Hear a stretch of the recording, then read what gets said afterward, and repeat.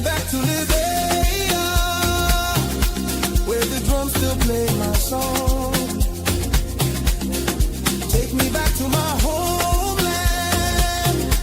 It's the place where I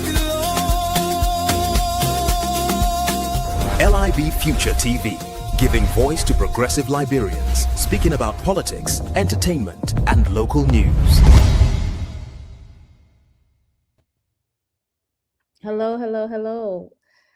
LIB Future TV. Hi, everyone. It is Friday, the week in review. I hope you had a good week. I hope you're doing well.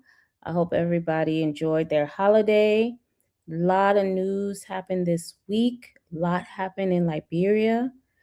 I haven't been here in a while. I've been traveling, and I had a sad situation in my family. I lost my brother, and he was my big brother, and it's been so sad. So it's been a rough time this year. I know maybe some of you have also lost family members as well. So I want to give you my sympathy. It can be very hard when that happens. But we just got to keep moving. We just got to keep going. And we can't let anything stop us. But it is it's very difficult, you know. So, and especially for mothers and fathers to bury their children, I know that can be very hard. So my sympathy to everyone who lost someone this year, such as myself.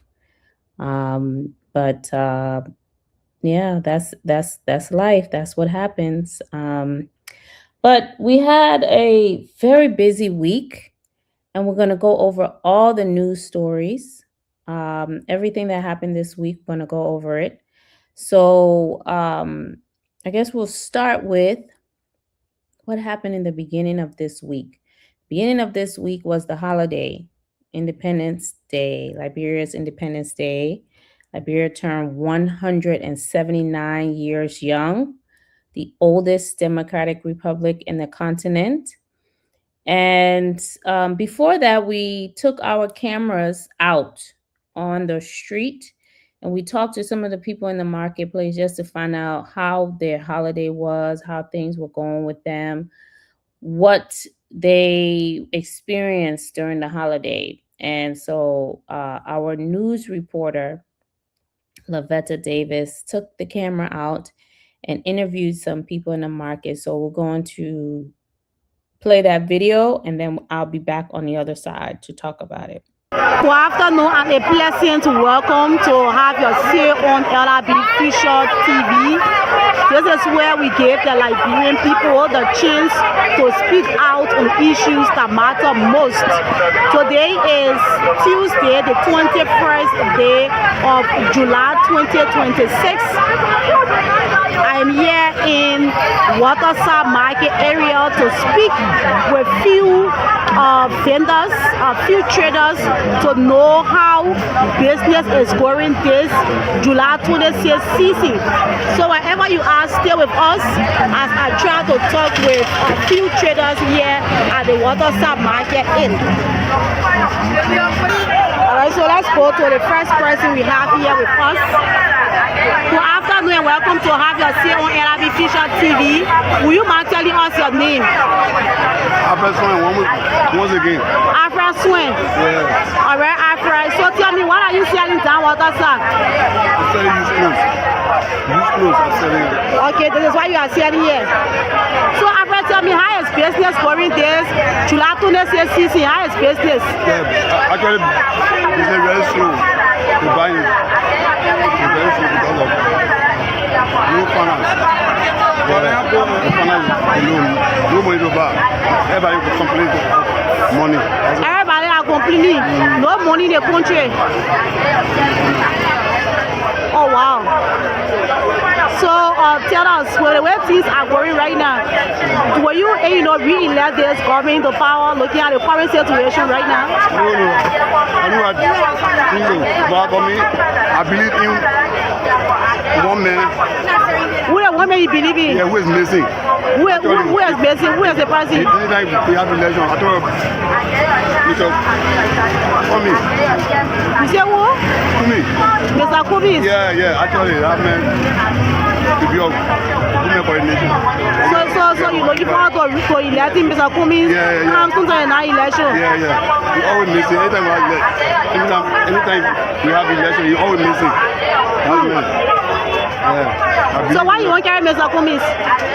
Yeah, we have to try to. He's a labyrinth. He's a labyrinth. Yeah. So we have to try him too. Everybody will put their own thing, whoever there, somebody there. But that man, I believe in that man too. Let's try it once. Okay. So you actually Liberians to try Mr. Kumi's council in that election. Yeah. All right. Thank you so much for speaking to our camera this afternoon. All right. So we have another person here with us. Good afternoon and welcome to LIB Future TV. Will you mind telling us your name? Asadu Kamara. Come again? Asadu Kamara. Okay. So what are you selling, Asadu? I'm selling surgery. Okay. So tell me how is business going this season with you? They tell us this is business too. Business how when the person will pass it, I'm going to make it. So the only thing I want to do. The way you can't say I can go. Yes. So the point I'm you what I say. Every chicken was up. Even the sun is out of buy, so you want, you can't say that. You want again, you in the war, but don't again. Wow. All right, Asatu, so what is your name? Okay. All right, so I'm still here in Waterside Market. We have another person here with us. Good afternoon and welcome to LIB Future TV. Will you mind telling us your name? Yeah, good afternoon. I'm Peterson C. Badio. All right, Peterson. So tell us, what are you selling here in Waterside? Yeah, I'm doing a medicine. I sell medicine as well, sir. Okay. You sell medicine. Okay, so tell us, how is business going for you this 26th season? Actually, apart from the 26 cc business, I've been going well to be precise. The business been slow. Yeah, from the beginning part of before we enter 26, business not been going that much. Business is very slow, and now we enter into 26 again. The business is not moving well because more people are in the market selling now. You think the seller are more than the buyer? Yeah, the seller are more than the buyer, so business will not go that much. And business been slow first. Business been slow before the 26. Yeah. But why you think is the cost? And why is the cost now? Because the goods is more than the money in the market. Few money in the market and more goods there. So business will also be slow, not go that much. Okay. All right. So what is the hardest thing for you right now? This 26. Actually, the hardest thing for me this 26 is that I'm getting prepared and fighting hard to see our best because I'm a dad of kid. Yeah, trying to get things for my kid also, and also to get finance. I was able to celebrate the 179 independence of Liberia. Okay.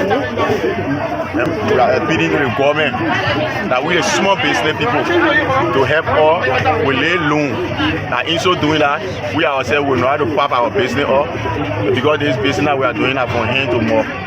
And we're doing hand to mouth business. When you don't get minimum money, you get more money in the business will collapse.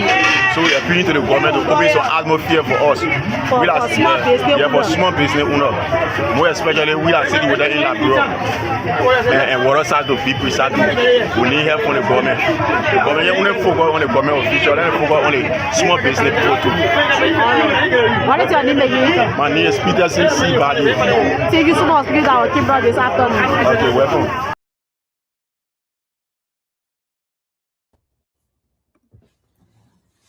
So that was the market before the holiday, and a lot of people said it was hard. Business was hard. Not a lot of money in the country. Business was going slow. More sellers than buyers in the country. And so, I don't know. I guess when we take calls, you can tell us how it was for you, how the holiday was for you. Was it good? Was it not good? And how is business going for you? I know that I started to do some research on Mr. Cummings, and one of the people said uh, they want to try Mr. Cummings. And I looked and I found something that Mr. Cummings said he was going to do in the first 100 days if he was to become president. The first 100 days. The first thing he says he's going to do is he's going to regularize salary payment for government employees. And he said he's going to improve pay and conditions for civil servants, especially the security sector employees, healthcare workers, and teachers. And so he said he wanted to pay civil servants $300 or $400 a month. He said he wants to offer microloans to small businesses, including marketing women, and expand and obtain credit. So there was a man in the video, seller in the video. He said he wanted some loans, business loans, and this is what Mr. Cummings said he would do in the first 100 days. He said he will launch a $20 million fund to support women and youth-owned businesses, as well as farmers through microfinance. So he would do a $20 million fund to support women and youth-owned businesses, as well as farmers. He said he would convene a forum for farmers and across the country to double rice production in 2 years and cut the price of rice by 25%. So he wants to lower the cost of rice and double the amount that is produced in Liberia. He said he wants to enforce the Liberianization policy. And that policy, there's certain businesses in Liberia that only Liberians are supposed to do. And Mr. Cummings said he wants to enforce that law.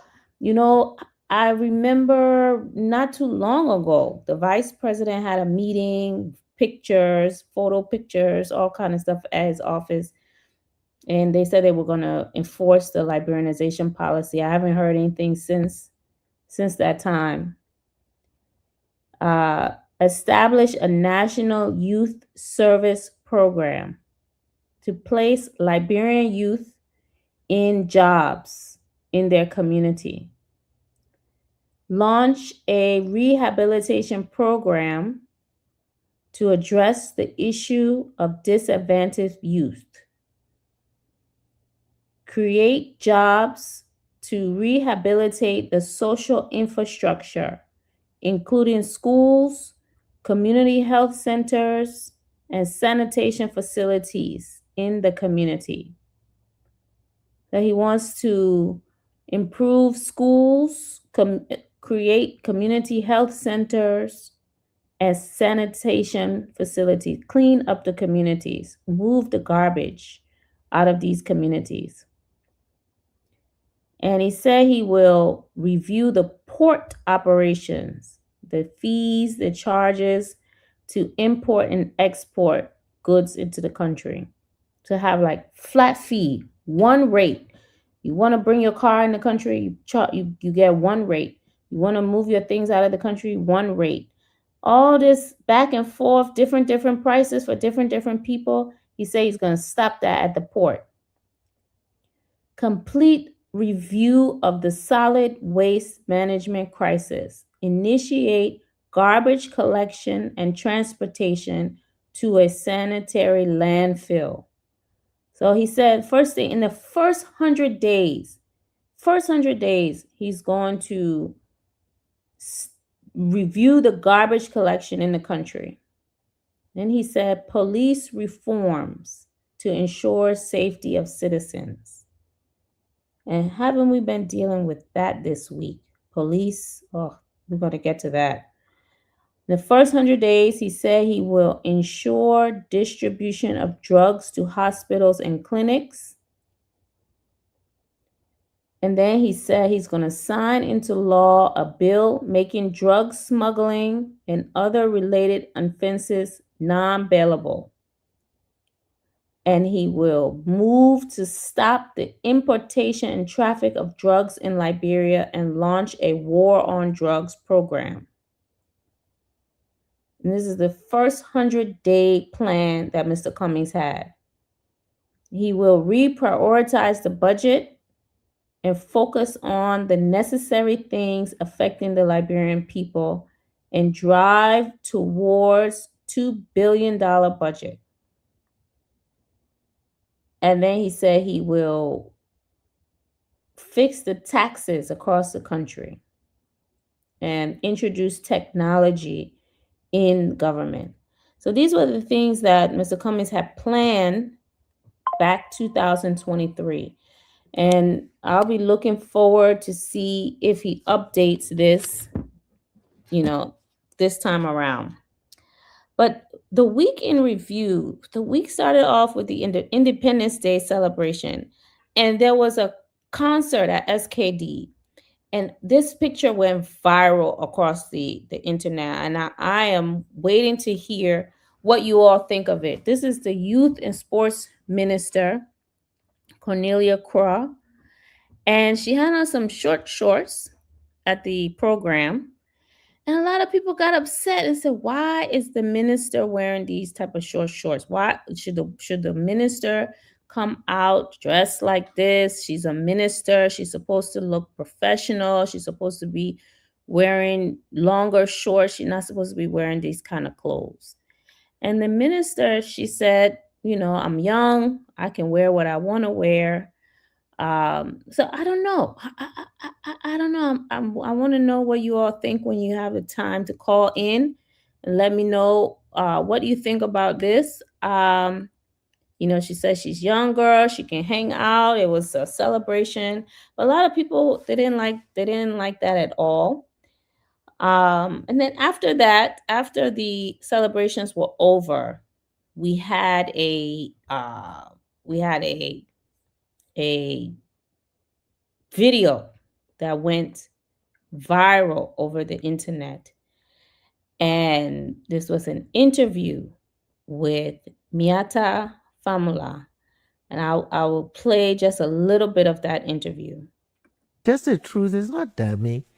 My thing here is I have sympathy. I can even have sympathy for George because I know his limitations. He had absolutely no interest in governance, in governing a people. He was just happy to be president, enjoying himself, doing a booga dance, drinking and partying. Yeah. This man was a football player. How do you expect him to come and read a 530-page budget? His finance minister will read it. But that's just it. He had no idea they would read a thing. They didn't even bother him with those kind of issues because he could not deal with it. Yeah, that was George Weah. I mean, I know a lot of people mesmerized this football player. And in fact, some of my Nigerians said, when I said, oh, he was a disaster, and really? They are all surprised.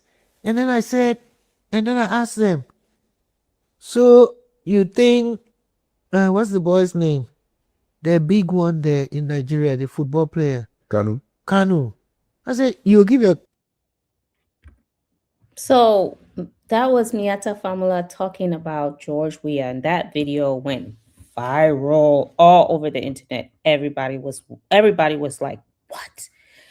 And so I think she was trying to say that because he was a football player, that he was not presidential material, and that he left all of the work to others in the government, and they never bothered him to tell him what was going on, because either he wouldn't understand or he wouldn't be interested in it. And he was just a play person, liked to have fun. And that video went viral. People were very upset from the CDC. They did not agree with that at all. They went after her, and they said, well, you were involved with the inauguration funds and bring back our funds and all of this. So that video happened, and I would love to hear the LIB Future TV family view on that. I think, yeah, she does have a point, in that you do want to elect people who have the special skills you need to run the government. Like, for example, Mr. Cummings went to school, he learned finance, he knows how to budget, he ran a multi-billion-dollar company, so he has skills to be to hire people, to staff different governments, to run the budget, to read the budget. And so it's very important to have people who understand those skills. Mr. Cummings has never been involved in any kind of corruption. He's been audited. His companies have been audited. So these are the type of things you want to look for when you're hiring people to run the government. So I understand why she said that. But, I think it was a little harsh on former President Weah. One thing I do respect about President Weah was after the election, he peacefully transferred power. And he did that. That was very unique at the time for an African president with such a small difference in the vote. I think it was only like 17,000 votes. And he, and in Liberia, you could find 17,000 votes. I mean, you could find 17 if you really wanted to. If he really wanted to, probably could have said, you know what, I can find 17,000 votes here, there, this place, that place. But he decided to peacefully turn over power and move on. And that's one thing I will respect about President Weah. I think he is a great ambassador for peace and democracy and an example. And I think President Bouaka should have given him an award for that. But that was Miata Famula's video, and it went viral. And then this week, this happened as well. Jojo Bouaka's picture surfaced on the internet. And Jojo Bouaka is the son of Joseph Bouaka. And he was pictured, looks like they're on a deck, or they look like they're on some kind of porch or some outside area. It's a group of his friends sitting around. They are all smoking cigars. Looks like they're drinking drinks, celebrating or having a good time. And what happened was, in this picture, it's a bunch of guys who were suspended or arrested or somehow involved with this $300 million cocaine bust from Royceville and Doison, that area there in Margibi.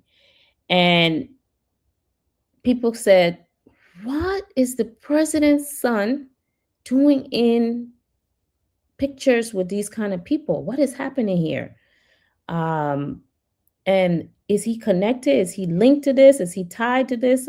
The questions came out because all along people kept saying there's some big hands involved in this thing. How can people move $300 million worth of cocaine in and out of the government, in and out of the country, without having some kind of big hands involved? And people wanted to know, was the president, this is something, Liberia, listen to what I'm saying here. Was the president of Liberia's son involved in this thing? And Jojo Bouaka released a statement after this. And he said a couple of things in this statement. I read the statement. absolutely denied being involved with any kind of drugs. He said he was not involved at all. He said that he he was not at all involved in this drug situation. But one of the things he said in the story, I read this story, and one of the things he said uh I see Dr. Pearson. Dr. Pearson, how are you? I'm good. I'm good, Katrin. It's a pleasure being on with you this evening. I just from work and I saw you and I'm like, let me just join her. Oh, wonderful. Welcome to the show. Welcome to LIB Future TV Weekend Review Friday night edition. We are going over all the stories of the week, and we just got to Jojo Boycott. And I showed the audience on the radio, they can't see it, but everyone on social media could see that what happened this week. This picture came out and it hit the internet. It went viral all over the place. And it was Jojo Boyka sitting around a table smoking cigars. And I don't even like the smell of cigars, Dr. Pearson. It just makes me wanna. It's just I don't like it at all. But he was smoking these cigars, drinking drinks, enjoying himself with a bunch of guys. And some of these men in this picture, we will hear their names later on in the week. They were all kind of linked or tied. Something was going on with these men, especially Mr. Mark Kua, that was in this picture. And so Jojo Boyka released a statement. And in this statement, here is something that he said, which I found to be so interesting. He says, I believe that responding to every rumor would distract me from my businesses. I believe that if I respond to every rumor will only distract me from my family, my businesses, and my own responsibilities. So when I read that, first thing I thought about was, wait a minute, Henry Costa said that Joseph Boyka used to live on loans. Henry Costa said that he used to give money to the president. He said that he used to make the Eagle land. Remember that? Remember when he said that? He said he used to get money from other people, Stanton Witherspoon. All these people used to pay for Joseph Boyka. So my question here is, what businesses does Joseph Boyka have? Did he have those businesses before, when his father was living on loans and he didn't give any money to his father? Are these new businesses? What kind of businesses is he referring to? Do you have any clue about Jojo Boyka's businesses that he's referring to in this letter? Thank you, Katrin. Matter of fact, President Boyka's family and myself, we are from the same district, district number 6 in Monserrado County, and his kids are childhood friends of mine. Mm-hmm. Yeah, Jojo Tatan, we call him. He does love business. The last that I checked before her father became president, he was running a nightclub next to his father's house. And besides that nightclub, there's nightclub. There's nothing more to that I'm aware of. And so that's where this whole, if you follow closely, that's where this whole accusation of drug trafficking alongside him comes from. So the businesses he's referring to, he's had businesses before, and that's maybe what he's talking about in this letter when he says it would distract me from my businesses. Maybe to that, what I could say is that we who are friends are aware that since his father became president, he has become very, very, very involved in putting up a front as though he is a government, not government per se, but like an envoy, of the country, going out there and soliciting whatever opportunities he can solicit in the name of the country. And so I guess it's just leveraging the opportunity of being the president's son, and maybe that have given him some different opportunities out there that he's now exploring. So that could be the businesses that he may have acquired by that means. So this is what he says in this letter. He said, at the beginning of 2024, I made a conscious decision to distance myself from the day-to-day affairs of government. I did so because I wanted those entrusted with public office to perform their duties independently, without anyone suggesting I was exercising influence simply because I am the president's son. Now, the reason why I found this part to be interesting is because there was a man called Ibrahim Traore. And Ibrahim Traore said that Jojo Boakai, the Minister of Youth and Sports, and a Liberian ambassador took a trip to Spain and visited Real Madrid on a trip to discuss business. So if Jojo Boyka is saying that he distanced himself from day-to-day affairs of government, then why is he taking trips with these government officials to Spain with these business people? To me, it doesn't make any sense. Well, to me, it does make sense. Yeah, because the background of the entire reason for which he's writing is to dispel the notion that he has some connections on the outside that has to do with him bringing in the country bad actors, bad businesses, especially related to the drug. So let us not forget that this letter comes only as a result of the president's son Jojo being mentioned by supposedly members of the cartel who did a video accusing him of being the one that the name you mentioned, Tuare, introduced him, Jojo, to them, and they had gotten into business with Jojo, leveraging Jojo's proximity to the presidency because of his father, now to run that drug, the cocaine, through Liberia without any hindrance. And now their business has been threatened by Jojo's in contact in Liberia, who they didn't held up the end of the bargain. So now they were threatening that they will come to get to Jojo. And now so Jojo is saying that, listen, I made a conscious decision by early 2024. I can understand why you say that, because that when his father became president, he doesn't want to be seen as influencing, the nation's business climate by his reliance on his father's position as president.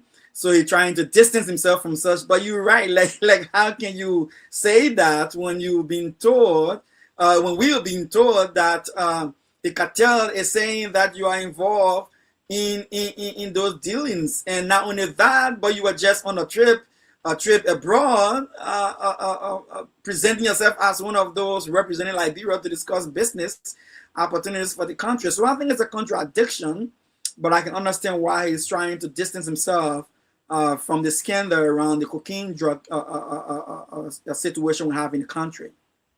Yeah, so I mean, Jojo Boca is saying he's not in government, but he's going on government trips with Liberian ambassador, the youth and sports minister. It to me, it doesn't make any sense. Then he says this one now, LIB Future TV family, this one I chuckled at. He says, I have consistently told my friends that if I ever become aware that anyone in my circle is connected to drug trafficking, I would not protect that person. Dr. Pearson, is that something that you've ever told your friends? I have never told my friends. I've never told my friends that. Am I missing something? Is that what people tell their friends? So you remember when I said within our own community in District Number 6, where they do have, they used to have. I heard that they tried to, the president tried to get rid of it. That they did have a club. I'm going December, so I will have to follow up on that to see if they maybe still running it, or maybe they have it open somewhere else. I will find out. I'm very popular in my community, so I just have to have few. Although we can say in Liberia, or picking them beside us and we'll ask them, and they will show us the place or take us there. You know, yeah, there has been serious complaint about these guys running drugs.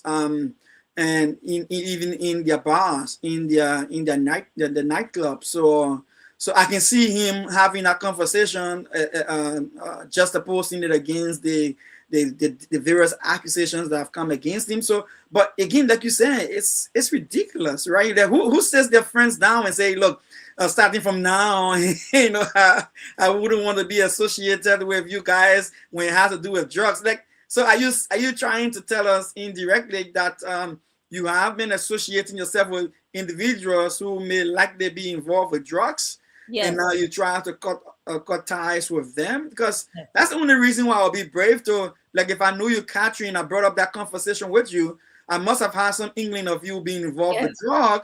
And then to tell you now, you know, Catherine, as going forward, I cannot continue with you with the kind of transaction, you know, because of my new status in society, right? Yes. You know, like so going forward, I can't continue with you because you have this cloud over you, and I don't want to be associated with it, so I'm going to be cutting ties. But if that's not the case, why would I bring it up? You know, why would I even think of it? That's the funniest part of this letter, because if you don't have an idea that the person is involved in it, you wouldn't bring it up. And so you brought it up because you had an idea that maybe your friends were involved with this drug stuff, and that's why you keep warning them.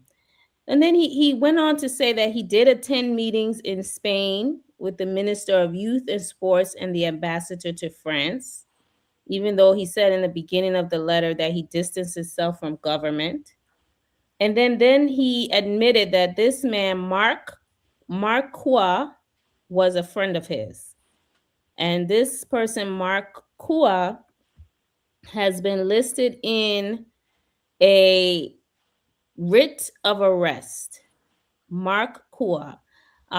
This is one of the individuals charged, released by Joseph Boakai, in this entire scandal that happened with Patrick Comasi. This is another person, Dr. Pearson, that was suspended from the government. This person, Patrick Comasi, he held a very high ranking position in the Joseph Boakai government, in the police. He was in the LDA, I believe. He was released. This other one, Mark Hua, he worked at the airport. He was the deputy manager of operations at RIA. And I mean, the amount of people that were suspended and kind of linked to Jojo, uh, I see why he wrote this 5-6 page letter, but I think there's a lot of questions that remain about what is really happening in the security sector, with the government, with the president's family. I mean, these are questions that Liberians have, and we still have not gotten all of the answers, Dr. Pearson.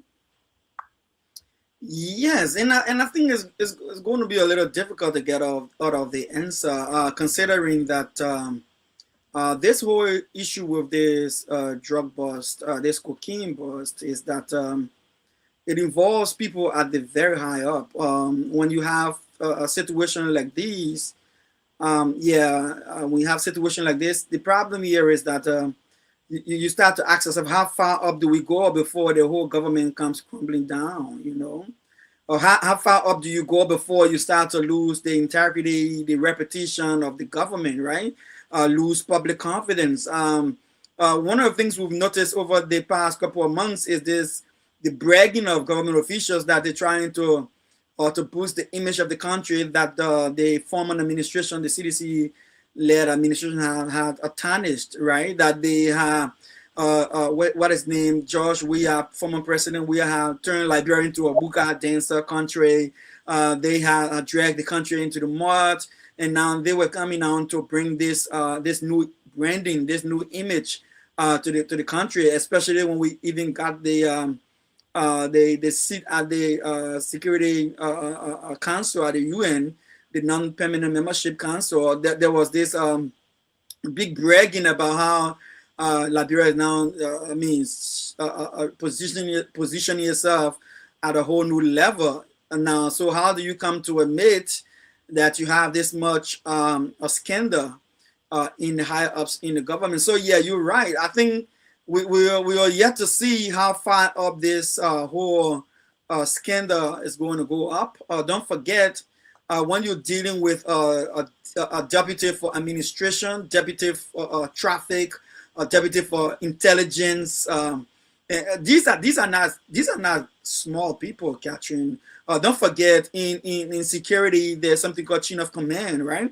So if Gregory Coleman, who is the Inspector General of the National Police, can have all of his senior officers, the next in line to him, beneath him, this deep in the scandal, and you want to believe that as a professional, they call him IGP, right? Inspector General, right? Mm-hmm. So if you are the Inspector General, and then all of these clandestine actions, activities are happening beneath you, and you did not pick it up.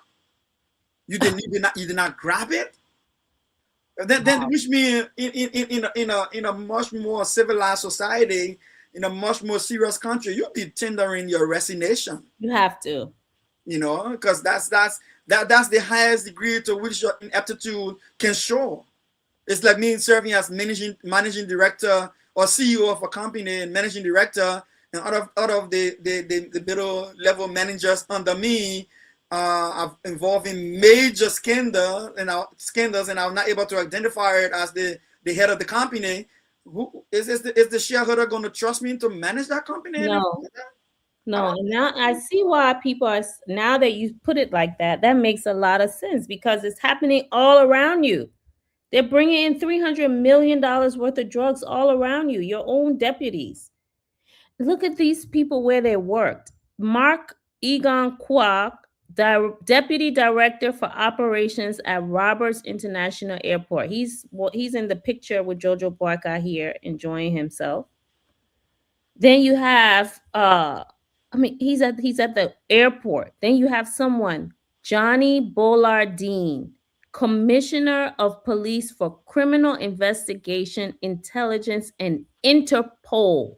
Can you imagine that? International police. Can you imagine that? It's like he is the guy who nothing happens under Gregory that Gregory shouldn't be ignorant of. Like, if he didn't tell Gregory on a daily briefing as to what is happening from the intelligence standpoint, and connecting Gregory to international partners responsible to keep an eye out, and then you got close to, when I did my math, we're talking about close to $800 million worth of street value cocaine, right? How can you slip on that? Patrick Doe, Deputy Director of Administration for the National Security Agency. Right. So these are the guys who receive close to almost 20 million every budget year, right? They receive close to 20 million every budget year, and besides that, they receive what we call off-budget spending that sometimes get us yelling and shouting where the money is going. So these are guys who are supposed to be on top of the National Intelligence Security Agency, where we are kept safe. We can uncover those things that are even deep-seated, that ordinary people, ordinary security personnel would not have any idea of. Now, like, look, it's just sickening. Catching is very sickening. This one, this is a man, Patrick Komazu. He has got a writ of arrest, or he is alleged to be involved with the drugs, and he is at the LDA, one of the highest positions at the Liberia Drug Enforcement Authority. Right. And he's alleged to have brought in drugs in the country. So let me throw some light on this too, like I did the previous one. So his position, you remember I talked about security got command and control structure, where you send commands from the top and no one under the chain of command will question you. They have to execute your order. So these are guys at the LDA who sit at the different borders, entry areas, or should secure our different borders, maybe any vulnerable areas that they suspect that drug will be trafficking through, and supposed to send command and control instructions down the chain and say, look out for this, look out for that, be on your alert at this point in time, at this hour, at this day. So if he tells them to stand down, can you see where we're going with that? Yes. This one, he says that he's suspended without pay and directed that he be placed under investigation. Right. So these people are supposed to have been there to protect the country, stop the drugs from coming in, and yet they are alleged to be helping to bring in 198 plates of processed cocaine, 3,971 plates of cocaine. Dismissed Mohammed Bowa, director of security, the director of security at the airport. Right. Moses Jala, deputy commander, Liberia Drug Enforcement Agency, Roberts International Airport. You see, it's like they have surrounded the airport, infiltrated the airport.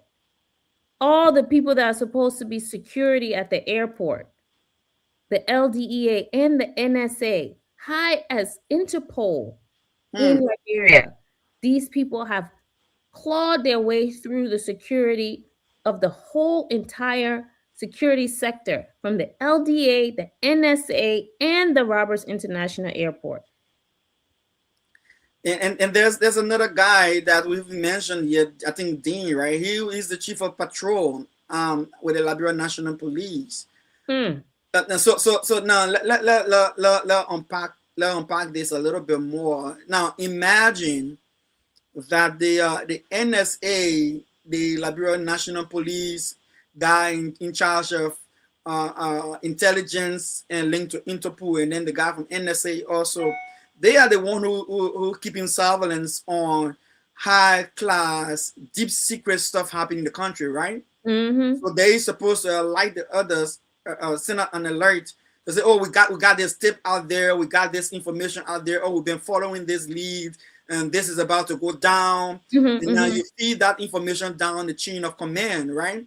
So these guys are compromised. It means to say all intelligence feeding from international partners down to local intelligence is strangulated at their level, right? Keep that in mind, and then come down one step to at the NSA and then at the National Police. Keep that in mind. Intelligence is stifled, and with that in mind, then think about that. The guys who are supposed to be manning the border entry points, right? That the intelligence is supposed to alight and say, something is going to be coming through these areas, through these various locations. Keep an eye out, look out for it. That information system has been compromised.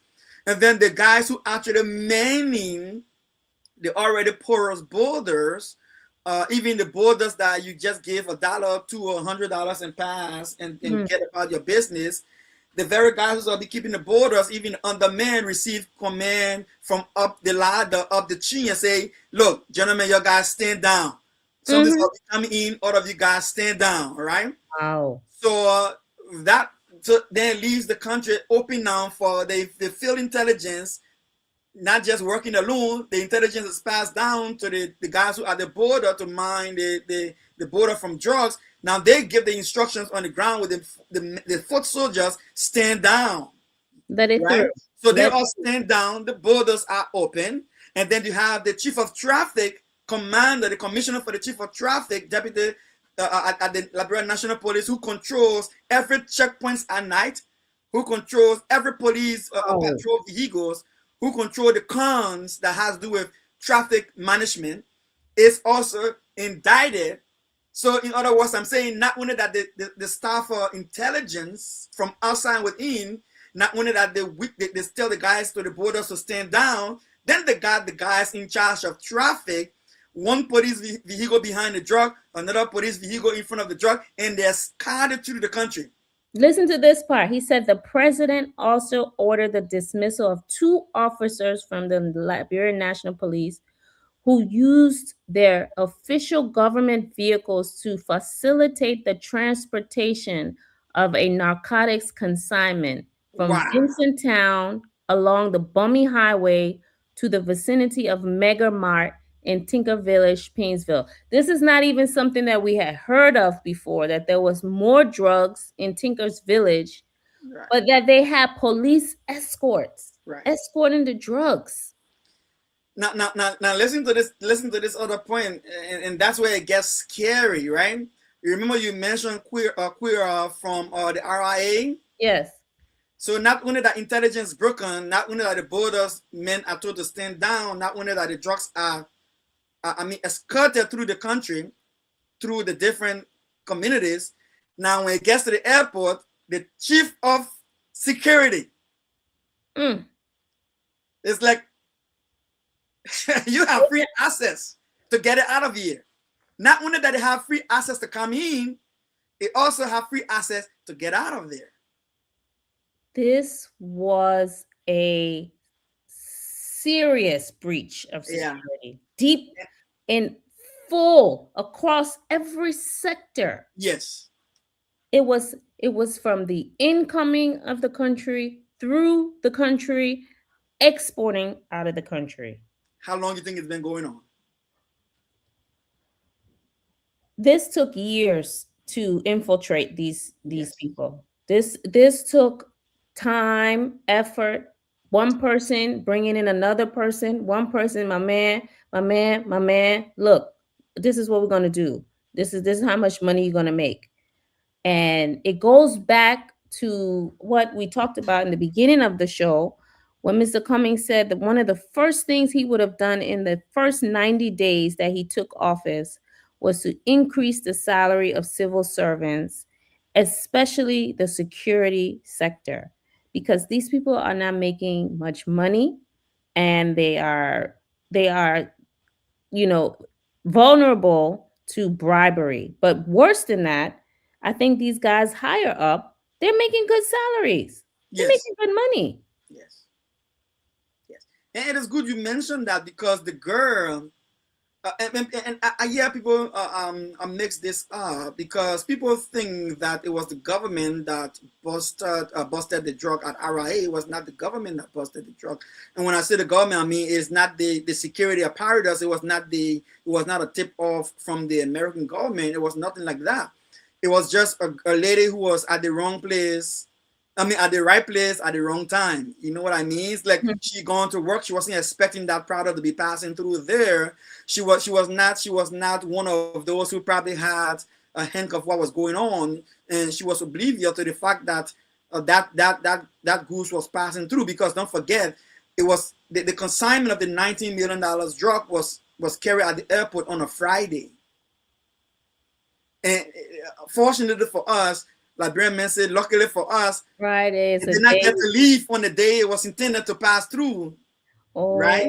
Yeah. So whoever was probably destined to be on site on the Friday to see it through and clear it for boarding was not probably available on Monday. So this lady is there on Monday doing a job, not expecting this consignment to pass through, and then she stumbled upon it, and she asking questions to the point where they had to open it up, and then she inhaled it, not even knowing it was cocaine. Wow. So I hear people try to make it sound as though Gregory Coleman and these guys who are now being indicted were out to look for this drug that was coming in, and the American government I tipped them off and were on this hunt to go and bust it. That's not the fact. They were escorting it. They were sabotaging intelligence, internal intelligence, and external intelligence. They were making men to stand down at different border entry points. They were escorting the drug in and out from those vulnerable entry points. They were escorting it to the airport, and then they had contact at the airport to see it through to the plane. That's scary. Well, I don't know if you noticed, but Mr. Cummings gave a press conference at the headquarters on July 13th. And at that headquarters press conference, Mr. Cummings said he was going to call his friends in the international community to institute an independent investigation into this matter. And from that point, you started seeing things just moving in this investigation. People started getting arrested. People started getting suspended. I'm even hearing that there's international intervention in the country. There's international assistance in the country. There's international coordination and intelligence being shared. And I mean, things just started moving since Mr. Cummings made that press conference and said he will be on the phone calling international friends of his to get involved into this thing, because it was just so quiet before. I think it was July 13th. It was quiet in this investigation. Yes, and I think that plays a significant role. You see, the thing about these kind of activities is that crime thrive in silence. What do I mean by that? When you have thieves and rogues in the neighborhood committing crime, and everybody's quiet, they have more incentive to do what they're doing. They have more comfort to do what they're doing. I give an example. Maybe those who listening in Liberia when the quarter were test. When we came out of the Civil War, Catherine, we had a lot of crime across the country because of lack of employment and stuff like that. One of the things we used to do, we call where in the community you go have your vigilante watch team. The men would not sleep at night. We would sit up and take turn mining protecting our communities. When it started to get too dangerous for us to do that, because sometimes people started to get hurt, so we decided to stay indoor. But this is what we did, Catherine. We had this idea that once we sense that a house had maybe a thief trying to break into it, what we did was we took the pan, the pots, and the spoon, and the cook spoon, and everybody were told to just slam it. Just slam it, like make noise. And before you know it, the whole neighborhood is banging on your pot, your cup, your pot top, your bowls, and you banging, making loud noise, and then you confuse the thieves because of the noise, and then they get confused, and then probably they get caught. So I think that's what Cummings' message did to them. Like once Mr. Cummings, everybody understands his connections. Don't forget, there are a lot of people who have that mindset that it was Cummings whose international connection brought sanction on George Weah's officials. Even though Mr. Cummings have said no, I didn't physically lobby for sanctions on Liberians. I wouldn't do that. So they still have that mindset that Cummings have that much connection that he will go and press some Liberian message, press some button, right? You saw when he was wrongly accused by the CPP collaboration, and he was taking the court, he was able to get Tony Blair's wife to come and do an investigation for him that helped clear his name, right? So they Right. all understand that he does have the capacity to do that. So I would say it was a good thing that Mr. Cummings did that, just by just saying it alone that we want to see an independent investigation. We want to touch base with our friends abroad to get involved in this thing. I'm sure it brought him up, and they made mistakes. they did make some mistakes, right? Right. They Right. did make some mistakes. Look at the amount of drugs in this house. Oh my God. This is what's killing people's children, destroying people's families. This was sitting in a house in Doison, in the middle of Makivi. And from the letter that the president wrote, there are some other places, Mega Mart in Tinker's Village. And I mean, these drugs are all over the country. And the way they infiltrated the security sector, I mean, it's almost unbelievable, unreal how far this drug thing has gone in the country. And, you know, I don't know if this government can really root out the issues, because I don't think they even scratch the surface of all that has gone on and all the people that are involved. The IG, Gregory Coleman, said that there were state actors, government actors, who enabled these drugs to come into the country. But he hasn't named them and he hasn't arrested them. What is that about? Again, that point you just mentioned introduces a shift in the conversation about this drug bust, because from Gregory's, from the police IG last press conference, and if you tie it in with the press conference of the information minister Jeremy Pia, you will find that they're trying to shift responsibility for the drug from this administration to the previous administration. So I saw Gregory struggling to connect even timeline. At one point he would say 2018, another point he would forget and say 2019, another point he would slip and say 2023, another point he would slip and say 2023, 2024. So he was struggling. And then the PR comes up, the information minister comes up to clarify and just made it blanket and say past government officials. This is what I would say to any rational Liberians listening out there. When you look back on the level of propaganda of the Unity Party, right? How they blame the initial drug crisis on George Weah, to the extent that they said his result in the Kenninja area, there is a drug cartel, a drug spot. That as far as going to say that their party headquarters was also a drug site for which they raided it, right?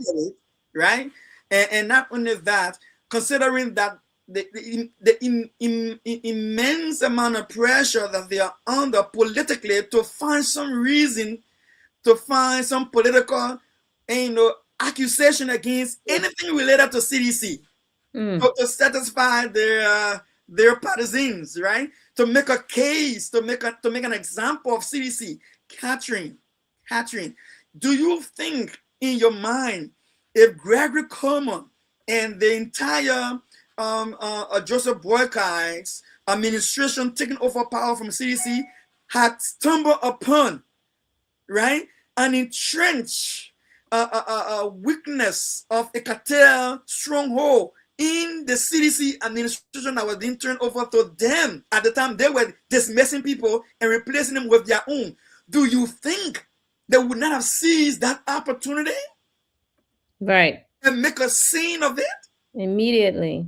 Right? Or are they telling us now that the king and this so, because take for instance, if I'm a cartel and I'm dealing with the police chief, and I'm dealing with the NSA chiefs, and I'm dealing with LDA chiefs, and those chiefs are replaced by a new administration, I will have to try to reconnect right? Because I lose some very important pieces in my play of my drug trade. I want to replace those people that I've lost. Right. So when I make contact, so is Gregory telling us that the cartel try to make contact because they were entrenched in the CDC administration when those guys were changed? Are they telling us that the cartel try to make contact with people that even Gregory brought into the police? With people that President Barker put into the NSA? Because you know that you know how many EPS officers that they set aside? Before I say LDA officers that they set aside, because they came to power with that notion of that we cannot trust these guys. So keep them there will be to undermine our administration going forward because they are sympathizer to CDC. Right. So if they did that rigorous shift and change of authority, how is it that the cartel still have that much power to import and export under their eyes? Yeah. This is their problem, and they own it, and they cannot run away from it. It happened under their watch. They're the ones who chose all these people, the LDA bosses. They kept changing and changing and changing different people. And the LDA was still infiltrated to the highest degree, the highest level. Even the NSA, and the NSA are the ones that are closest to I think they're on the executive budget. These are the people in the president's, inner sanctums. These are the people briefing the president, and they are committing crimes. So it is, to me, not going to be a surprise when we find out that the president's cabinet, people in the president's inner circle, are also somewhat linked, because this doesn't stop at this level.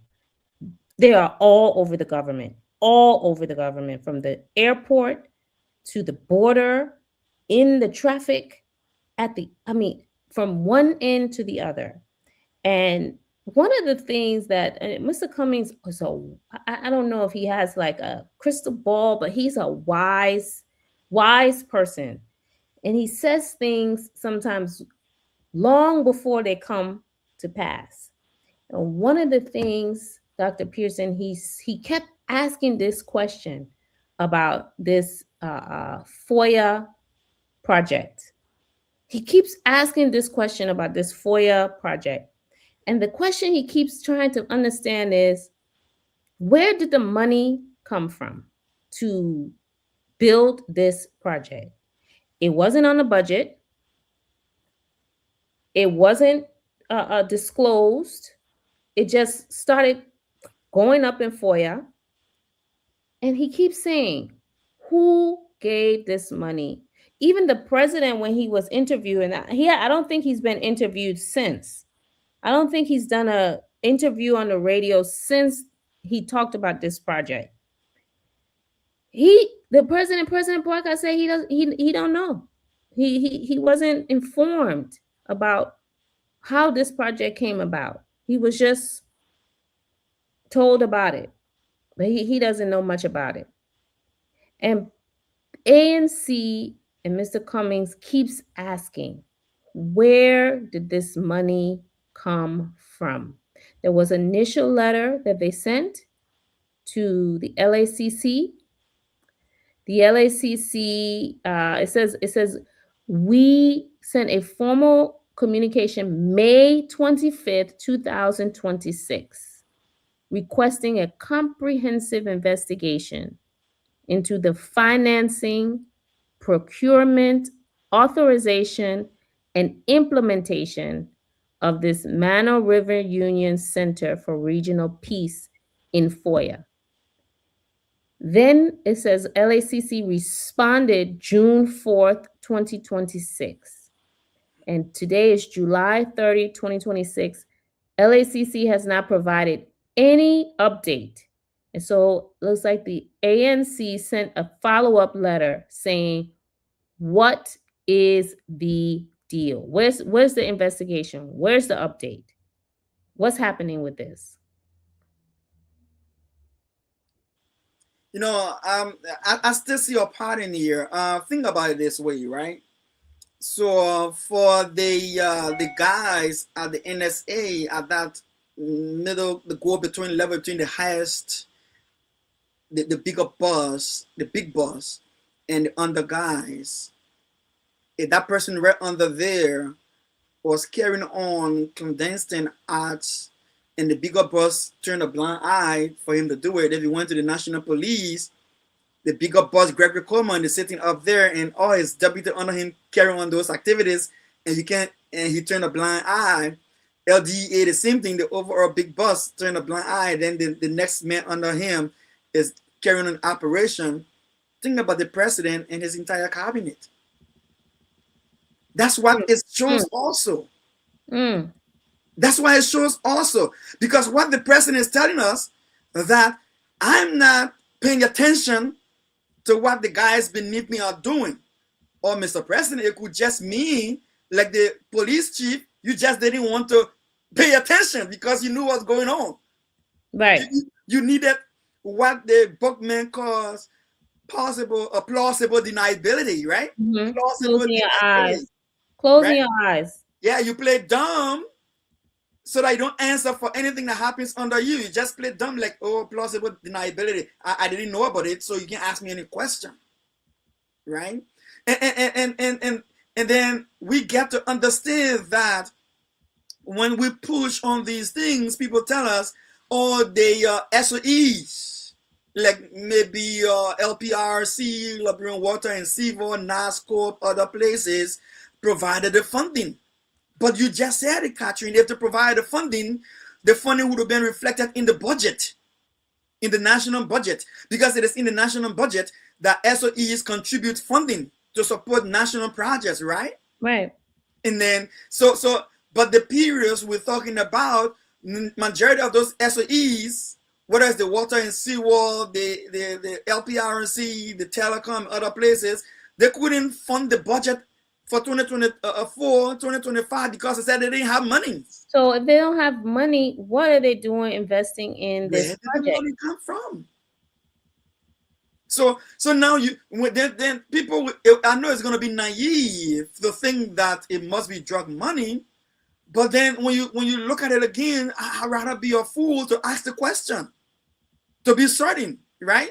So take for instance, the cartels are passing huge amount of money through the country in billions of dollars now, because don't forget, when you show that stockpile of drug, cartels internationally they have policies. They don't keep all their stash in one spot because they don't want everything to get busted at the same spot. So maybe they keep the stash, the stuff away, maybe 10% a piece. Like if they have 100%, they keep it in 10 places at a rate of 10%. So if you bust 2 sites, they still get 8 sites left for 80%. You just got 20%, they got 80% left to stand to cover their losses. Now, my question here is that if we're assuming that they are 3,000 plus kilograms of cocaine, which street value will be around $800 million, close to $1 billion from street value, the question I'm having to ask myself, how do they stash the money? Because there has to be a way to stash the money. Right? So whatever profit that cartel is making in transit, there has to be a way to stash the money. And to stash the money doesn't mean to keep it like we saw the drug setting in bundles, but it has to be processed through infrastructure. It has to be processed through shell companies, shell businesses, maybe like a logistics company that was taking the drugs from the manager's house straight through the airport, nobody asking questions, and on the airplane and out of the country. Right? But Catherine, on a serious note, if you myself, Catherine, if we had a shipping company in the US and we're shipping things to Liberia for Liberians, girl, every container that we ship out of this country, we have to make sure that nothing is on that container that's gonna make us to get into any criminal activity that will spoil our business, correct? Right. So we want to have inspections. We want to make sure that when you bring your barrels, we're gonna open it. I want to see what's in your barrel, because if they went to the port for custom inspection and they found something in your car trunk that you telling me to ship back to Liberia, or under your car seat, or in wherever you put in the container, I'm going to be held liable. Right? So why would I want to have a shipping company that refuse to use all of the mechanism, all of the capabilities within the facility itself, and ship a product directly from my house to the port of Newark, without the sophistication at the warehouse that Catherine myself I put into place. Catherine myself I put into place some sophistication to reduce our risks of liability. But now I bypass and ship the thing, leaving Catherine unaware, ship it from my house straight to Newark Airport, and say it's in the name of Catherine and Pearson's business. And we get busted. And then Catherine and myself supposed to tell the Newark custom and say, oh, you know, we not aware what's in the container. Girl. Yeah, they said, tell your story walking that way in handcuffs. So Cummins, you're right. Cummins comes from a corporate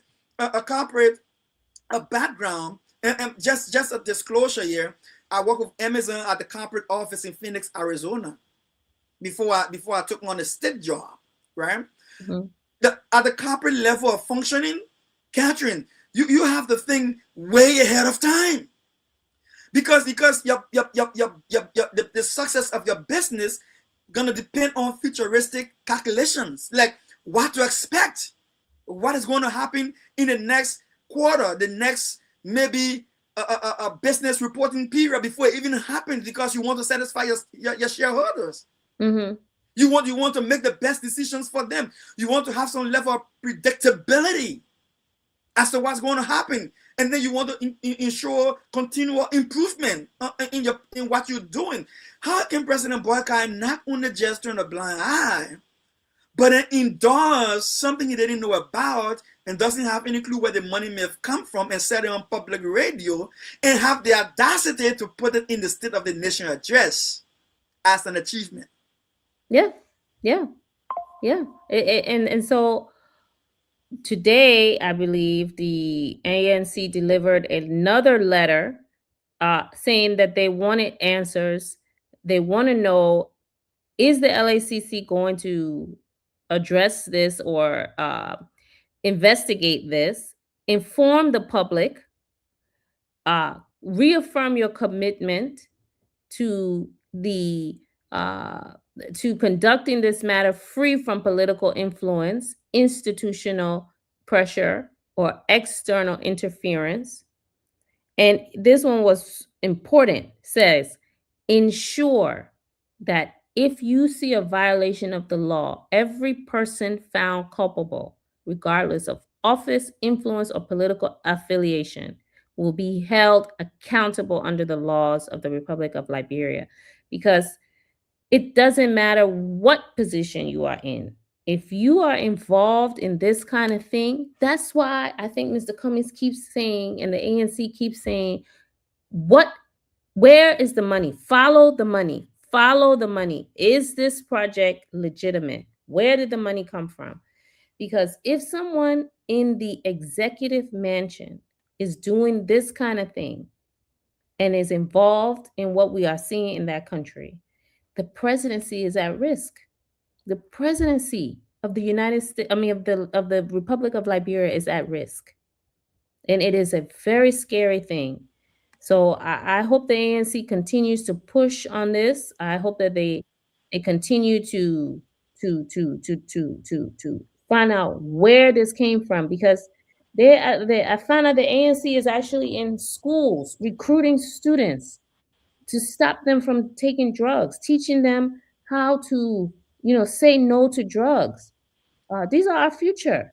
These are our future leaders. These are our future. This is what the country is dependent on to move forward. And we have to stop these people from trying to destroy their lives with drugs, with all of these chemicals, putting it in their body, and focus on how we build the country. You know, because we cannot build a country if it is a transit for illegal drugs. We cannot do it. Right.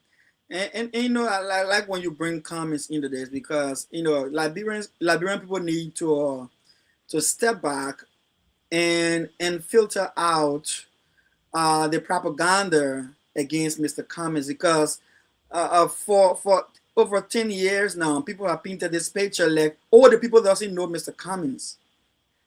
It sounds laughable to me because when you look at the last elections, when we set up the year Appleton, whoever heard the name of Appleton in the entire country before? It was the first time any of us heard the name Appleton. So if Appleton end up in a massage, I call it a massage election results, right? Not Right. just the massage that election results, you know, from a massage election results, if someone who is a non-entity got more votes than Mr. Cummings, it tells you that someone is deliberately wanting this man not to come forward to be the leader of a country that really needs the skills that he has. He is not one of those who is waiting to get government jobs, a government job to be able to show off that he loves his country and he's able to do something for his country. This young man is already doing things for the country without government job. And it's not that he's not one of those who comes and runs for elections, and then when the election is over, he goes out of the country, sit again, wait for the next elections. He is with the people 24/7. He is in the counties. He's in the streets. He's in the ghettos. He's engaging people. He's telling them, listen, if you want us to change this country, we have to go beyond the regular, normal, everyday thing. This is not just politics is not just enough. Our lives are more than just politics. Our lives are like these kids. It's one thing to say all the political slogan. It's one thing to say give all the political rhetorics. It's one thing to give all the back of Rex doing campaigning. It's one thing to make everybody else get poor around you, and then you be the only one everybody come to your gate to come and beg you for $1 or $10, or pay the delivery bill, or pay the hospital bill, or pay the child school fee. This man is saying no to these things. Empower the people. Make these children strong enough tomorrow to cater for themselves, so that when they are making decisions for the nation, they can be independent of that decision they're making. Mm-hmm. You know, but you know, and then it's so sad in that we are not paying attention. And then he comes back and says, listen, LSCC, if the intelligence officer fails, the DA officers fail, the National Police fails, the president playing blind eye to things and even validating it when it's wrong. LSCC, you guys are supposed to be the independent body who will call them to answer for what they're doing. You are Right. the eyes of the public. What are you doing? Tell the people something. Look into look. I strongly hope that our LSCC commissioner Alexandra will pay attention to what this court is. I know most of the time they are fighting for their jobs. They feel they might lose the job if they become independent of the executive branch of government. But I think her duty is to Liberia. I think her duty is to the people of Liberia. Her duty is to the country. I think it is better for her to serve with distinction and even lose her job with honor than to bow down to the pressure we see everyone else bowing down to at all levels that got the country to where we are in the case of the drugs. Let her clean the slate like Mr. Cummings want her to clean. And let Liberian people know where that money came from. Yeah, I mean, we have to know. We have to know, especially now with all of this that is going on in the country. You know, so we had a very busy week this week, and even though it was a holiday, you know, it started out with the 26th celebration. We talked about Miata Famula and her video, and you know, one of the things that happened that shocked me was the way that they decided to destroy the drugs. I I was wondering, do they not have an incinerator? Do they not have a place where they could, you know, put these drugs so that the smoke, so that the all the fumes from the drugs would just go straight into the air? This is drugs, chemicals. They're burning tires, toxic things, and they're putting all this into the air so that people can inhale this in the surrounding communities. Those look like buildings right Yes, there. yes, yes. What were they thinking? What were they thinking? You know, that's a good question. What were they thinking? When I saw this, I mentioned three things. Right? I said blackmail, I said cover up, and I said environmental pollution. When I said blackmail, when I saw this and I said blackmail, I was referring to um, why they were trying to burn this drug. Just about burning this drug, they made a whole scene press conference, and they tried to pin this whole drug from their responsibility to the past administration, you know, to take ownership for drug being in the country. I felt that was very deceptive, right? And then the second thing I mentioned, I said cover up. You see, Catherine, they said, when we mentioned, they said, oh, you know, we got permission from the courts. Let me clarify something, Catherine. And you're an esquire, right? You woman of the law. Now listen to this. Yeah, if you tell the law you have drug that you want to get rid of and you need permission to get rid of it, they can give you the permission to get rid of the drug. That's your entity has the legal right to dispose of harmful chemicals in our society, right? They give you the right to do so. But at the same time, when it comes to preserving evidence, Catherine, where that evidence has to be adduced in court, in a major high-stake case that worth millions of dollars, there are some assumptions to make. One, if the drug cartel are pushing around $1 billion worth of drug, it means that the people who have that drug have money to spend for lawyers. And if they're in America, we're talking about top-notch lawyers. Lawyers who will get into the courtroom and argue the case, and you can be as guilty as hell, but the law is blind to sentiments. The law is blind to emotions. The law look at evidence. So yeah, this person can be caught with the gun smoking in their hand. If you cannot adduce evidence to convince the court and the jurors beyond reasonable doubt, that person will walk. The person wouldn't walk because they didn't commit the crime. They will walk because your evidence did not support your prosecution of the person. So now, the drug itself, Catherine, is the primary evidence of the case pending trial. All the pictures that they said they took, the weighing they said they did, the testing they said they did, the evaluation they said they did, where they said they stored it before they burned it, how they disposed of it, who disposed of it, in whose presence, who were the witnesses being disposed of, was the prosecution lawyers present to preserve the what they call custody of evidence to make their case in court, where the defendant lawyers contacted to make sure that they are able to weigh the evidence, to prepare a genuine defense of their client within the Constitution of the Republic of Liberia. I said the accused has right to the access of evidence adduced against them in court, to test the evidence, to weigh the evidence, and to challenge the evidence in court. Now, the primary evidence is being destroyed. The question remains here now. When you go to court, you're going to rely on secondary evidence. The pictures you took, the measure of the weight you say the drug is. Now, when this thing gets complicated, Catherine, very complicated, Catherine, people want to question the validity of the institution that weighed the cocaine. Are they licensed institution? What type of scale did they use? What instrument did they use? Those who evaluated the cocaine, how did you know all of the cases of the cocaine carry the same amount of weight? Or how did you know other than carry the same potency of what you say you have as sample to take to court?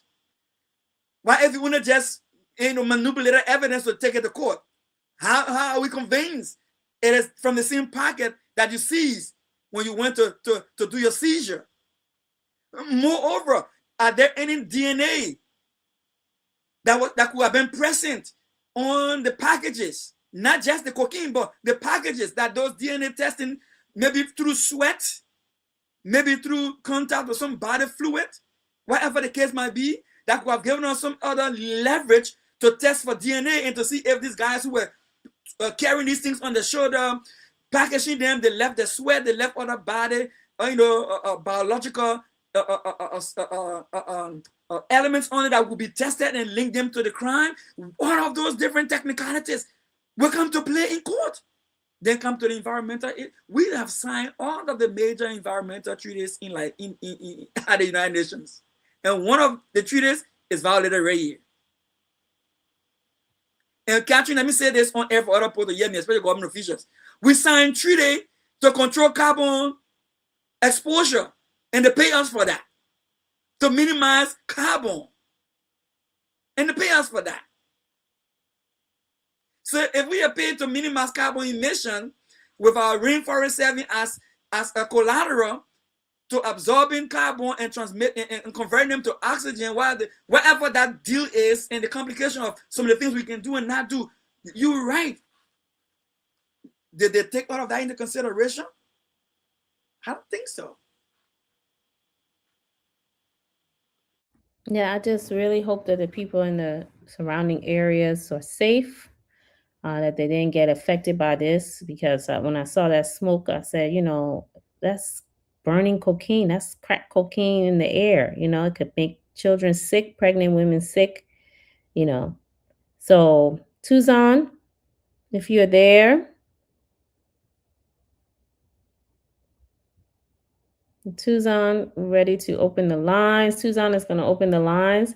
It's time for you to tell us about the stories of the week, how your week was. What stories caught your eye this week? Was it the Independence Day? Was it the drug story? Was it Mr. Cummings, 100-day plan that we went over that I read to you?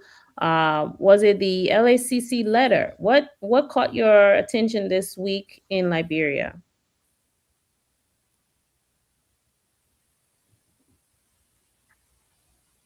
So, well, folks out there, you're listening to Catherine Gibson alongside Clarence Piercy on various issues as they talk about. So, if you want to be part of the platform this lovely morning, I can say the 1st of August 2026. Number to call is 0777 959 959.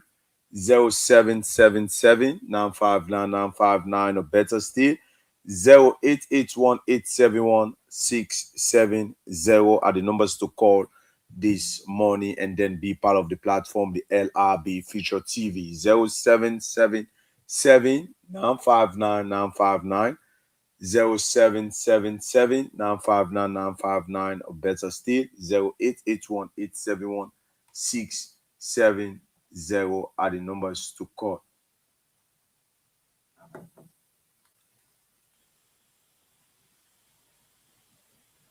While waiting for call, let me mention about Miata family. Yeah. I saw you brought that up. Yeah, go ahead.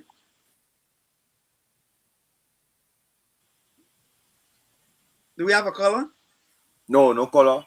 All right. So when I saw the interview with Miata, look, let me be honest with you. Miata is an icon.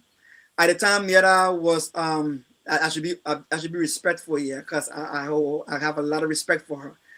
Madame Family, I should say. When Madame Family was really making waves with her music, we were very young in Liberia at the time. Look, let me tell you. Let me hold it there and then we'll talk to this person. Good morning, brother. Good morning and welcome. I'm okay, but I'm calling from the Banave. In the Banave. Okay. Okay, how you people here discussing our country issues? Yeah. But it's very, very serious. Can you imagine? I heard somebody, she spoke on the line of people burning the jaws in the air and affecting the other neighbor, right? Hello? Yeah, go ahead. We're listening. So I heard that woman was talking. I want to say something to her. Okay. It was not the same situation. I said, what are doing jaw? We understand about the jaws issue. They have a specific place that they burn the jaws that it didn't affect the citizen or the neighbor that around the place there. And two, President Barker had to be serious and tell people exactly. Gregory Como is not above the law. If Gregory Como is into the jaws issue, the man should stop job. But you can't be going through investigation. Then he is the front page of the investigation. Then he allowed the men to go to work, and other people are paying endurance. So Gregory Como is who in this country? Oh. You understand my brother? Yo, getting you. Yeah. Oh, so we are serious. If the party cannot come out and tell us, we the citizens of this country, we will black hole, and he will tell us exactly what is going on in this country. I'm so sorry. Thank you for the show. Oh, we are prepared. It's not about party issues. It's not about CDC, Unity Party, ANC. We the citizens of this country, we are preparing. If Joseph Boga is joking with this country, we will tell that we the same citizens that made job, we are one time president. We will be the same person. Will be the same people who come out and make back out of one time person.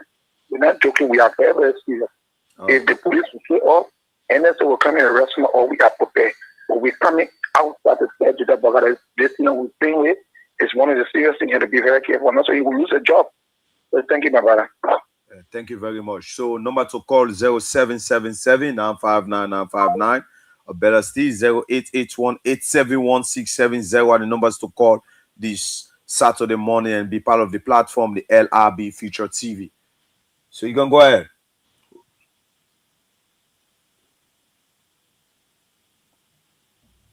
Yeah, Dr. Pearson. Go ahead. Oh, okay. Yeah, let me just respond to the caller who just called. Look, I think he made some very good points. You know, when President the former President was in power, they burn marijuana in similar fashion, right? Even cocaine they burned in a similar fashion, and I think it was wrong, especially when it endangering the atmosphere, making it hazardous for the community that the burning is taking place. But you see, this is where we tell people, and Mr. Cummings makes this thing. You can't keep doing the same thing over and over and expecting different results. If the thing is wrong. You need to fix it. And when you come to fix it, make sure you fix it properly. Don't measure your failures with the failures of what you came to fix. And also my brother who called, look, we think President Boakai, like you said, needs to do better. And where he has come to make change, let him do the right thing. Right? He shouldn't walk in the CDC mistake. Another thing is that Mr. Cummings, we're having a conversation yesterday, Catherine, myself, and Mr. Cummings, and he said, look, there's a difference between the domestic drug problem and the intercontinental drug problem, multinational drug problem. So the one where the drug just coming to pass through the country is different from the one to try and take in Liberia.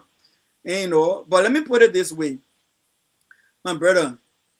The drug that are passing through the country and going to another country, we're taking it serious, very serious. But we also need to take the one that stay in the country, the small country, and taking very serious as well. Because if you're not careful, when the drug that passing through the country going to other countries starting to make big money in the country, other smaller children will start getting involved to the point where they will be using them for some of the things the big people don't want to do, so that he cannot be in the cookie jar that we see it now. So we say, like in America, yeah, instead of the cartel, BB guys and running a drug in the street, they use other people, small people.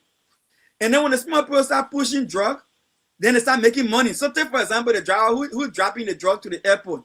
Maybe the man used to just do a lay 1-2 pick and drop. But then one day the man said, let me see what I can be carrying every day. When the man go low inside, he said, he said, chief, the thing I'm carrying, and they think I'm mad.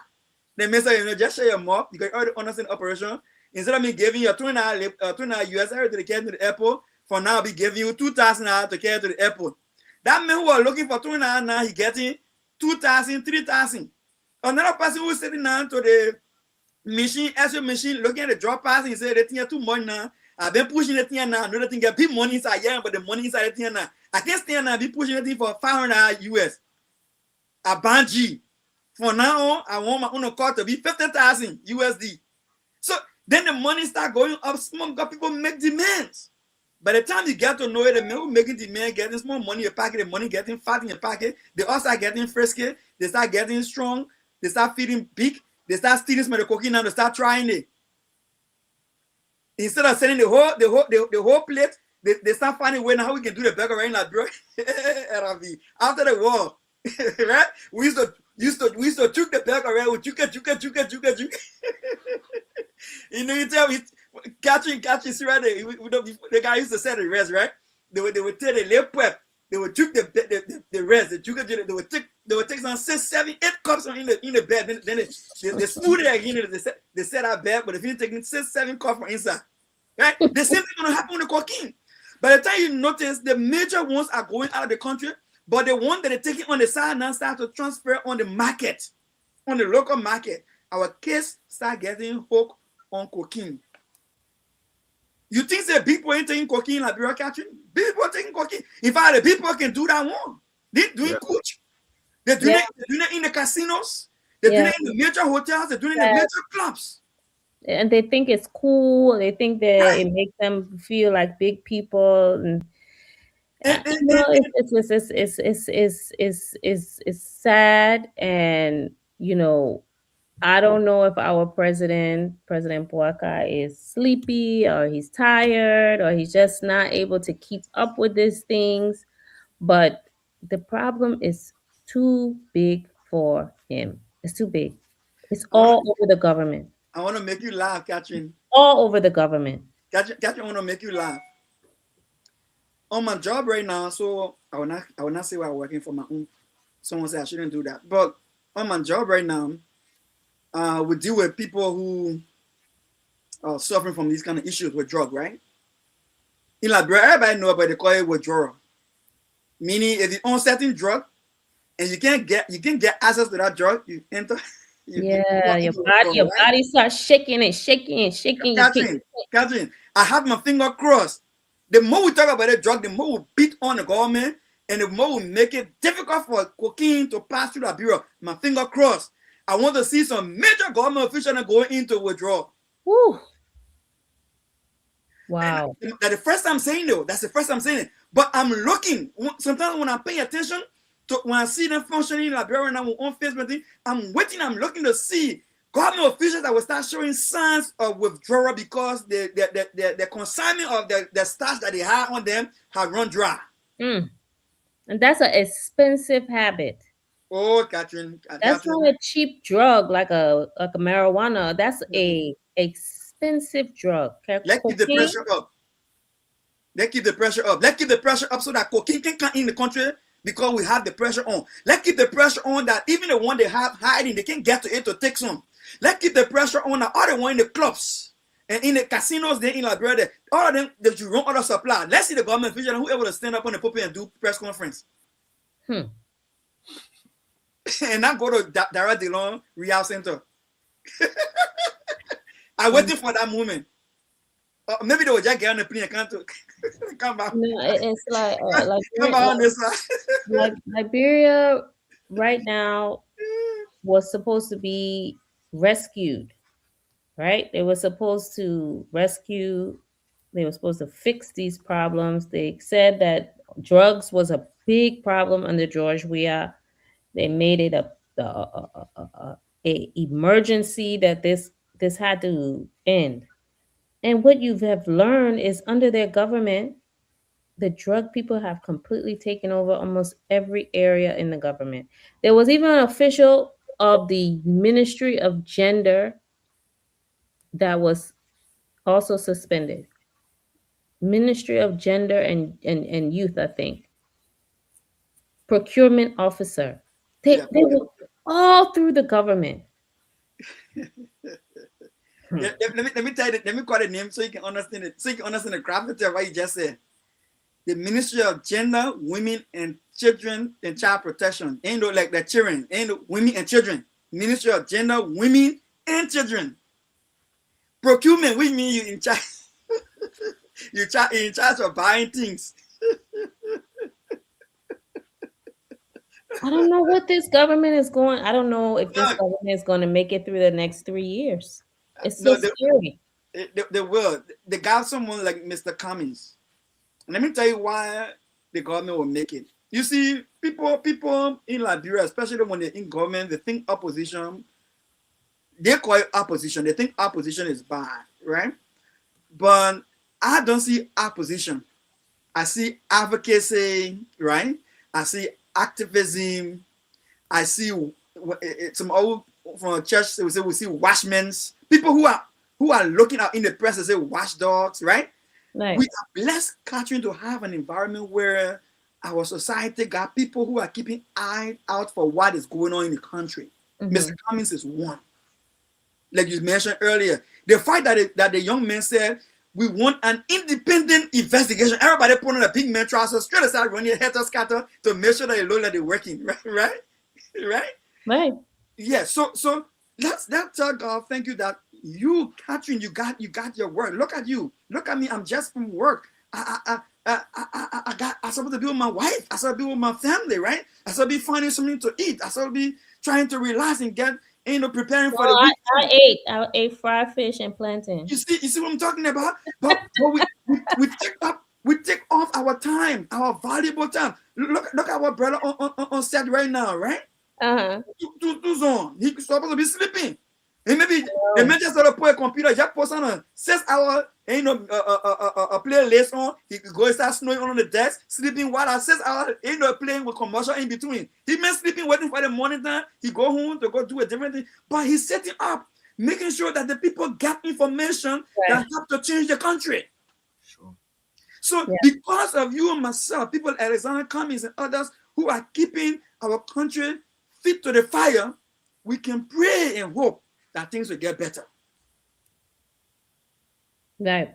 Sorry, I talk you both tonight on your show. Sorry. No. I agree. I do. The reason why I do this is because when I came to Liberia for the first time, and I had always wanted to come to Liberia, but growing up, there was the war first. That was the thing. We were young and we were watching these videos of what was happening with Doe and, putting people on the pole, and we were just shocked by it.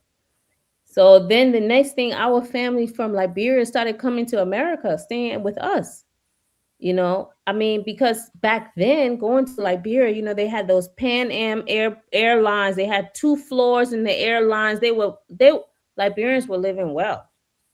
And they were all coming to America now because of all the war.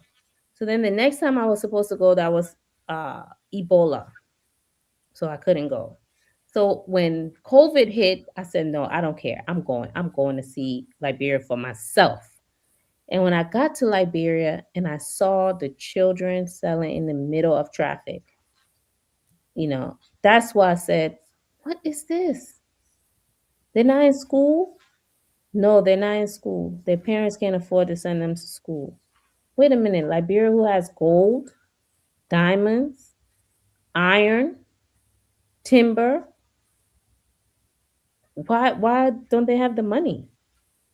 And that's when I started to look into these things and realize that corruption, the stealing, these terrible leaders were the reason why the people are suffering so much. And I thought that they will elect Mr. Cummings in 2023. But the way how the election was going, it was just Bwaka, Wia, Bwaka, Wia, Bwaka, Wia, Bwaka. And I said, but this man is trained, talented. He has the skills. You are going to elect this old man to do what? He needs to sleep. He needs a nap. He needs to relax. He needs to rest himself. How can he manage a 70,000 government employee workforce? How can he manage all of these things, from the Ministry of Mines to the LEC to, the gender ministry to commerce to EPA. How can he do all of this? He can't. The energy is just not there. At that age, you need to rest most of your day. And so then, Liberian people elected him. And the first thing that happened, they went into the retirement fund and started taking money for cars. And that's when I said, it's over. It's over. It's over. It's just a repeat of what we have seen before. You go to the people's pension money, their retirement money to go buy cars. I said, this is it. The Unity Party chairman, Luther Tupper, he was supposed to show us bank statements, because when the money came in for the party celebrations, the Unity Party people came out and said, we didn't get our money. We didn't get our money. We didn't get our money. We didn't get our money. Where's the money for the celebration? And he said, oh, I'll show you the bank statements. Nobody took the money. We never saw the bank statements. I said, oh boy, here we go. Before even getting into office, though. I knew it. I knew it. Let me say this, right? And that it doesn't take much, Catherine. And I admire the fact that you desire to go back to Liberia. When we came out of the Civil War, the first elementary school I ever started in Liberia, I didn't have much money. I just did it out of passion. That school now is one of the popular schools in Liberia. The second school I started in Liberia, I didn't need much to even start in. It's still going. It's a popular school also in Liberia. The third school I started, I didn't need much. It's going. It's doing well in Liberia. The fourth school now, it's a high school. It's doing well as well. So, I think our leaders just need to realize that they think they're doing it to the ordinary people, but they're doing it to themselves. Before my father was killed in the Liberian Civil War, my father had two vehicles before the war. And back then, the vehicles we had was the one you will say, the bluffing type. We had a Chevrolet and a Volvo. We ate 3 times a day in Liberia at the time. We didn't walk on the street. We used to get on car to go this place, go that place, we play that in the yard, right? But let me say this, when the war scattered everything, destroyed everything, wealth never mattered. Social status did not matter. Today, I don't even know where my father was buried, because I didn't know, when they killed him, I didn't know where they killed him and how he was buried. The news just came and told us that your father was killed at so and so point. Today, we don't even know where he was buried. Where is the money? I went to junior high school, Catherine, when the war slowed down. I was playing soccer.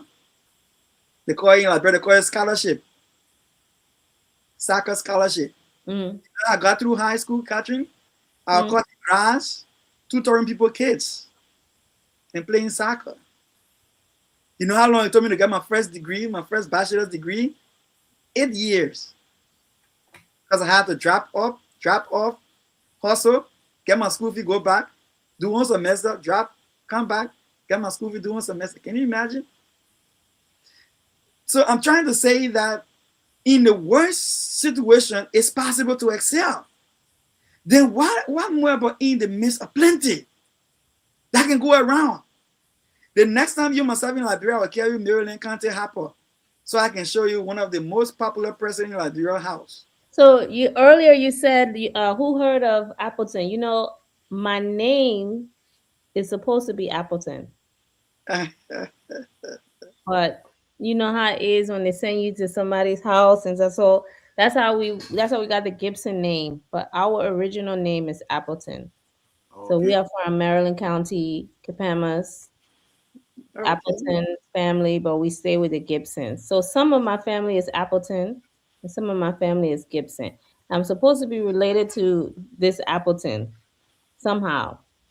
Then we need your vote next time. Then we need to collect those votes. We're gonna rely on you to bring those votes. I want to go to Capamas too.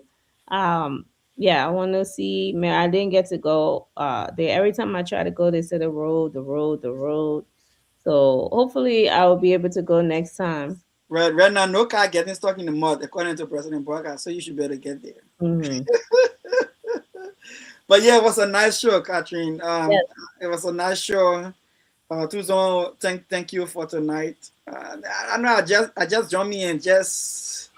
Oh, you're welcome. You are welcome. Impose you in your audience, but no problem. No, it was a great show. We had a good show. We had a weekend review. We went over all the top stories of the week. So all our LIB Future TV people tonight sleep, but they'll see the show. I'm sure we'll replay it for them during the following week. Thank you, Tuzon. Okay, you're welcome. Dr. Pearson, thank you so much. You're welcome. We will see you all next week for next Friday. Yeah, by the grace of God. LIB, stand up.